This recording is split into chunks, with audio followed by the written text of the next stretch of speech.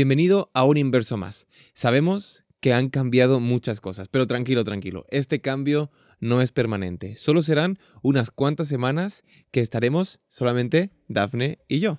Y estamos súper contentos de que estés con nosotros en un Inverso Más. Recuerda que este proyecto viene a tu pantalla, hasta tus oídos, gracias a Sa Feliz y el Departamento de Jóvenes Adventista de España. Sé que echaremos de menos a los chicos y chicas que nos acompañan semana a semana. Sé que echaremos de menos las mesas como siempre las tendremos. Tendremos ahora un resumen de la Escuela Sabática de Inverso. Por supuesto, siempre con el mismo espíritu fresco, con el mismo espíritu de estudiar la palabra y también con el deseo de que tú desde casita nos puedas acompañar en el estudio y en los comentarios. Me gustaría que, ya has estado en Inverso en realidad, ¿no, Dafne? Sí. Pero bueno, para quien no te conozca, que se ha enganchado a las siguientes temporadas y demás, si quieres, preséntate un poquito. ¿Cuántos años tienes? ¿Dónde vives? ¿Qué haces tu vida? ¿Qué estudias? Bueno, todo pues esto. yo soy Dafne, tengo 26 años y soy de Jaén, pero llevo mucho tiempo viviendo ya aquí en Madrid, así que estoy como de aquí casi.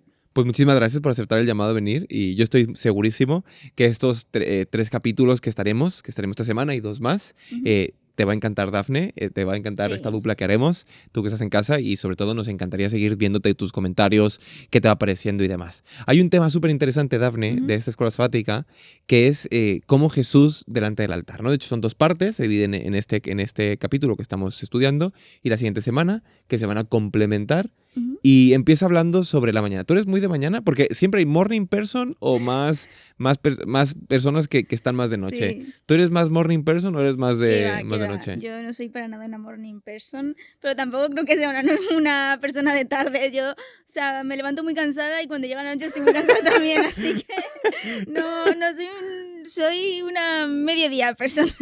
Pero bueno, me cuesta, yo creo que me cuesta mucho más la mañana que la noche, al fin y al cabo, pero sí levantarse es una tarea dura. A mí también, A mí también. Yo no soy mucho de levantarme muy temprano. De hecho, siempre me ha costado madrugar.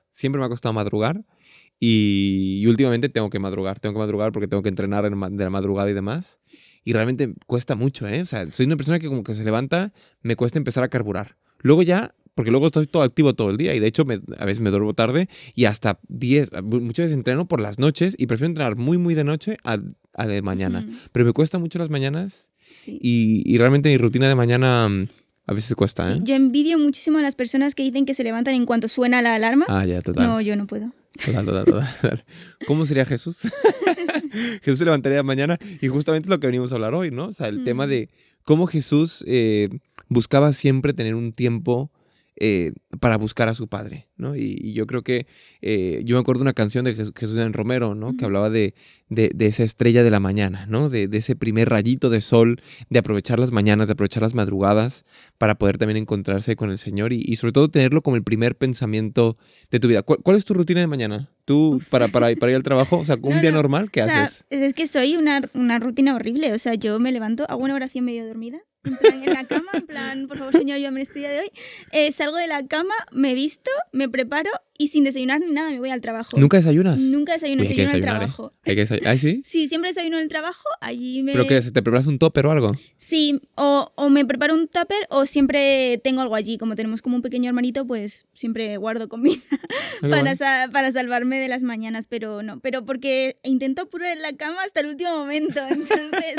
no me da tiempo a desayunar. Bueno. Yo casi igual, o sea, yo me levanto y después de levantarme, normalmente, o sea, justo levantarme, nos vamos a pasear con mi peque, después con mi peque y con mi perro, después estamos paseando por el parque y demás, volvemos, la duermo y después de dormir allá desayuno, o sea, ya termino desayunando como a las 11 de la mañana. Claro. A veces que no ceno porque hago ayuno intermitente y claro, ya llego a las 11 de la mañana desfallecido, ¿sabes? Como un zombie.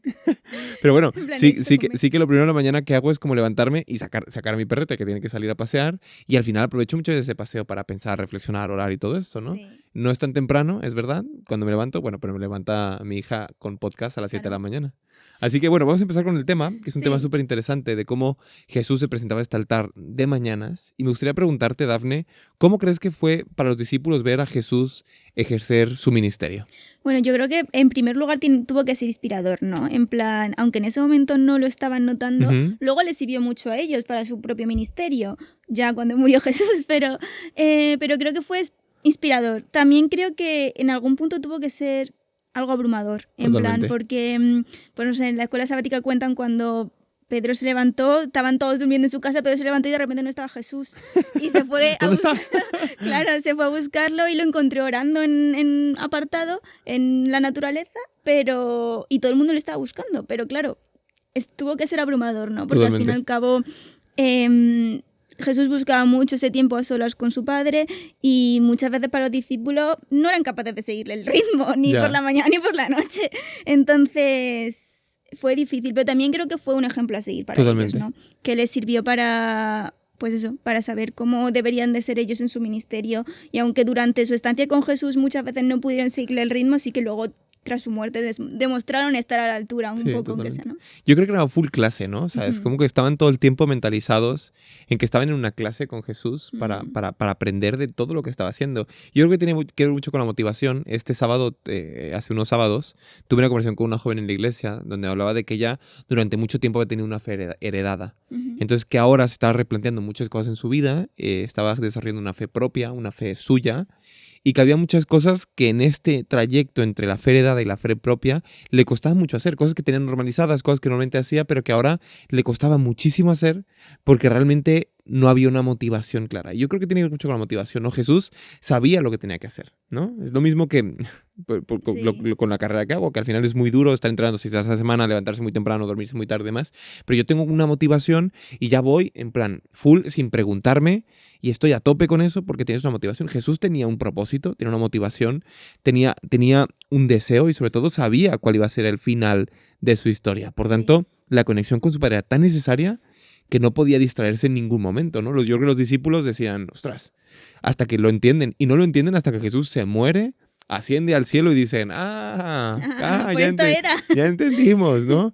Pero al final yo creo que era esto mismo, una clase entera con Jesús de vivir todo el testimonio de lo que estaba viviendo. Sí, sí, y o sea, yo creo que es muy importante lo que tú dices de la motivación. Jesús, o sea, no es que Jesús hiciera eso por tradición, o sea, Sí. Jesús no oraba por las mañanas o buscaba ese tiempo a solas con su padre porque fuera algo que tenía que hacer, sino que era una necesidad. O sea, él sabía cuál era su misión y necesitaba del padre para poder cumplirla. Totalmente. Entonces, necesitaba esos ratos para organizarse, para conversar con él, para ver cuál era la mejor decisión en qué momento y por eso lo hacía, porque tenía esa motivación. Totalmente, totalmente. Así que es muy importante que encontremos lo que nos va a buscar, ¿no? Porque yo no creo que Jesús lo llevara con obligación o con pesar.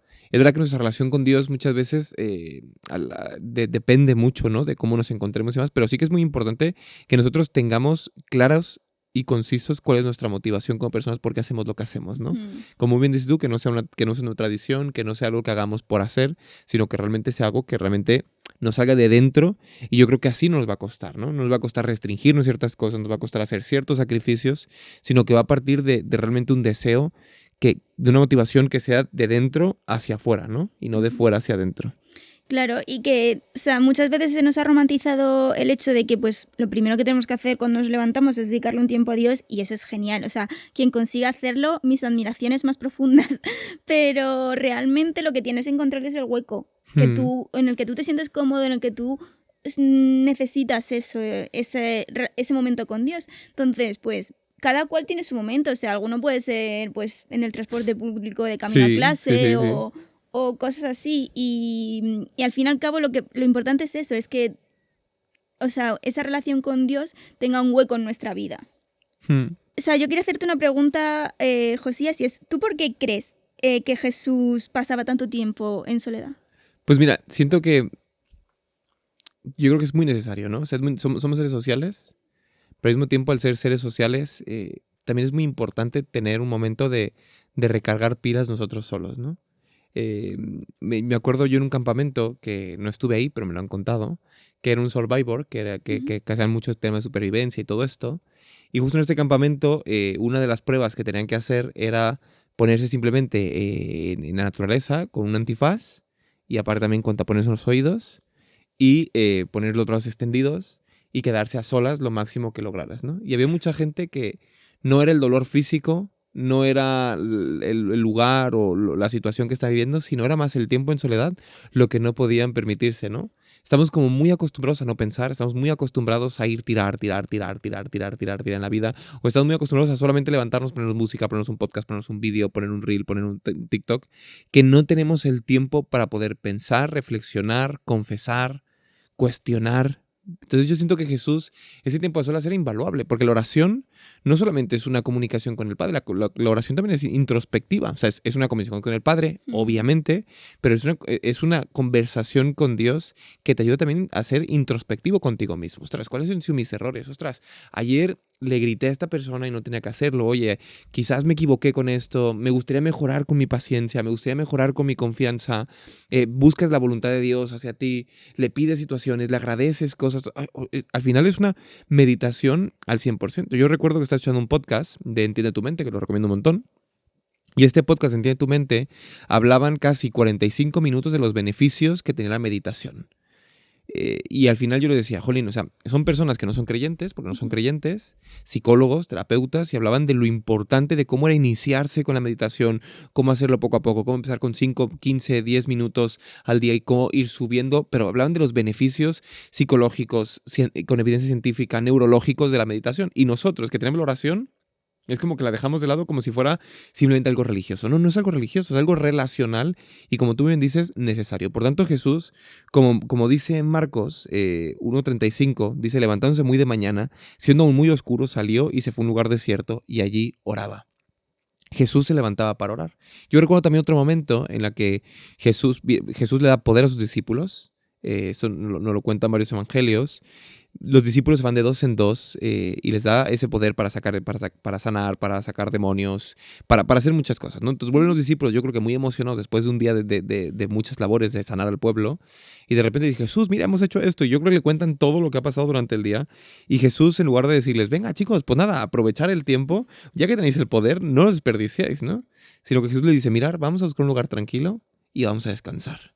Ostras, esto me encanta de Jesús, ¿no? Porque quiero que tengáis el tiempo para procesar, quiero que tengáis el tiempo para pensarlo, quiero que tengáis el tiempo para poder orar juntos, quiero que tengáis el tiempo para entender por qué tenéis lo que tenéis, ¿no?